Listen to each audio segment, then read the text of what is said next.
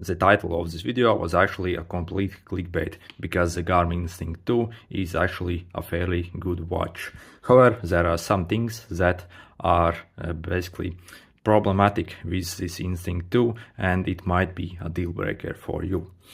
First is the step counter of this thing, and similarly to other Garmin watches, such as even older ones, the step counter isn't very good on these watches, and Garmin still hasn't fixed it with the Instinct 2. They have improved greatly with the newest Vivo Active 5 I tested, but on this Instinct 2 it's still terrible. And from my testing, I have tested it over a week, while also wearing my Galaxy watch, and also while wearing Apple Watch, and also while comparing the steps and counting them manually.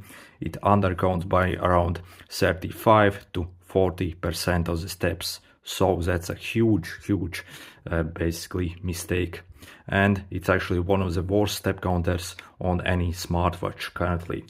I would say it's maybe comparable to the lower end Amazfit watches or the Xiaomi watches, and those are very budget watches. Or this one is a high-end watch, and the step counter is completely terrible on it. For example, when you just take a long distance walk, the step counter works perfectly fine, just as it works on any other smartwatch, because that's not a very complicated task to do. However, it gets problematic when you actually just walk around your house in short bursts. For example, when you go from one room to another room, or for example when you work outside in your yard or do some household chores. Basically a lot of steps get added up, and for most people actually they get 80% of their steps during these basic everyday activities, and not through the big walks. So this is where it fails completely. And again, this is an issue with other Garmin watches as well. Well, I actually tested the Garmin Vivo Active 5 and Venue 3, and they have improved on those watches, but still it's not perfect. Better than on the Instinct 2 and the older Instincts, but still not perfect. So you get around 35 to 40% less steps at the end of the day than you actually take, and that's a huge bummer on this watch. And personally for me, this is the most important feature of any watch, and yeah, I don't think I will keep this watch because it's so inaccurate, and Garmin really should have done better. The next big letdown actually is solar charging, if you have the solar version, basically, as I have.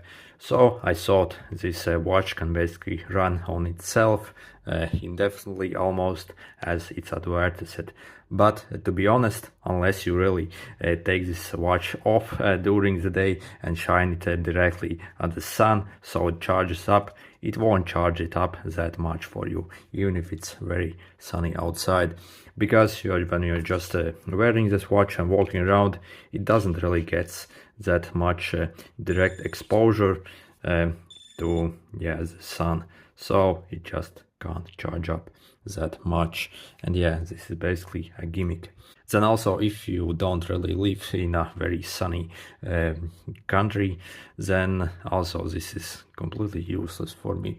For example, if you live in Northern Europe, for example, where there's summer for just 3 months and the rest of the time it's dark and gloomy, really it will only charge up a bit only during those 3 months. So if you live in those countries where the sun doesn't shine that much, I would still avoid this solar charging version, because it adds up a lot of cost and you can't really even use it that much. If you maybe live in hot tropics where it shines a crazy amount of sunlight every day, then maybe it's maybe useful for you, especially if you are aware that you need to basically leave it and expose it to as much sun as possible for it to be able to charge up.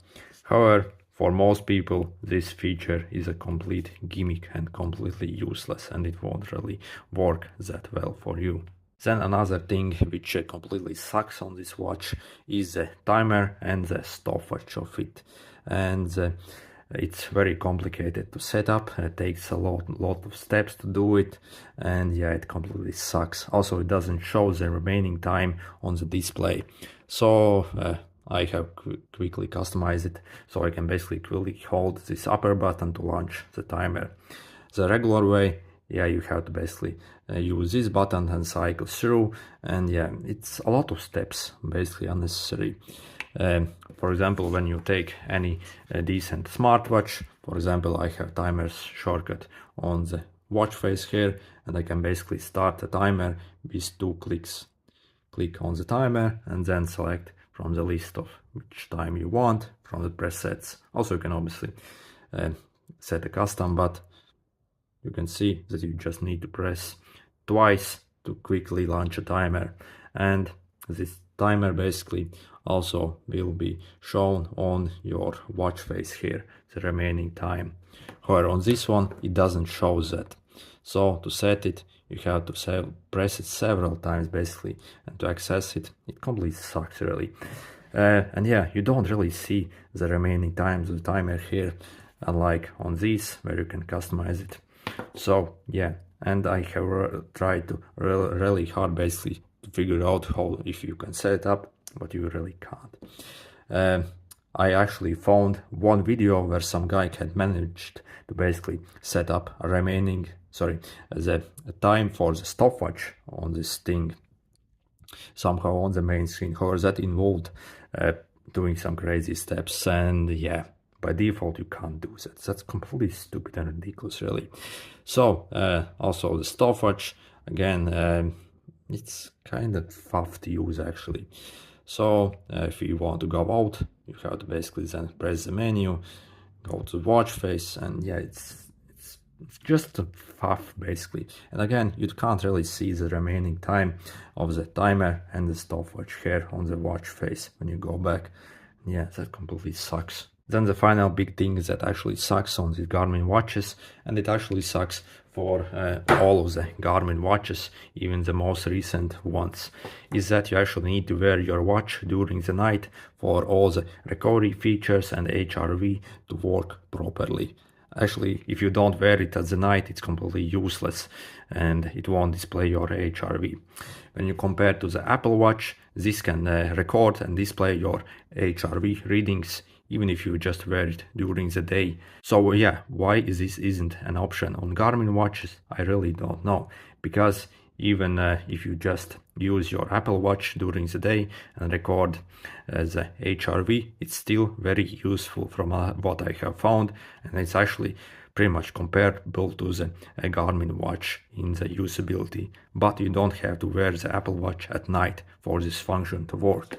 If you don't wear your Garmin watch during the night, none of the recovery features and stuff like that will basically function. All the body battery will be out of whack, and yeah, it's completely useless if you don't wear it during the night. And for me personally, I don't really like wearing watches during the night. I know some people don't mind, so if you are one of those, then yeah, this doesn't apply to you. However, if you hate wearing watches at night, and this one is actually kind of bulky and the strap isn't that good, then you need to get another strap which is more comfortable. And yeah, it's kind of sucks again.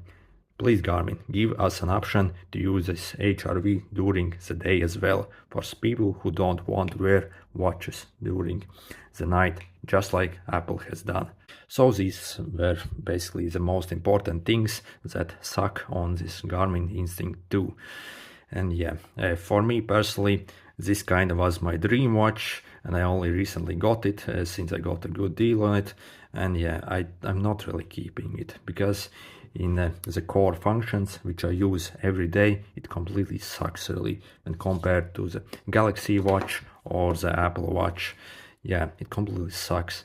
If you don't really use those features much, which I mentioned in this video, then this is actually a very good watch, and I really like the extremely long battery life on it.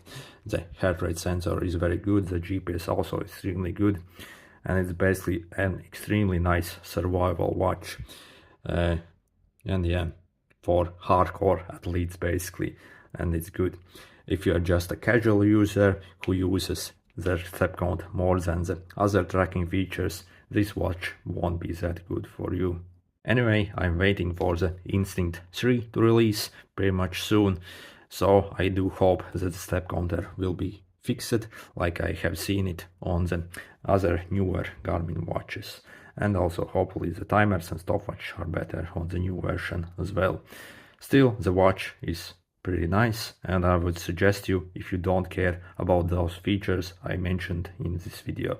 Anyway, if this was helpful, make sure to hit the like button. See you!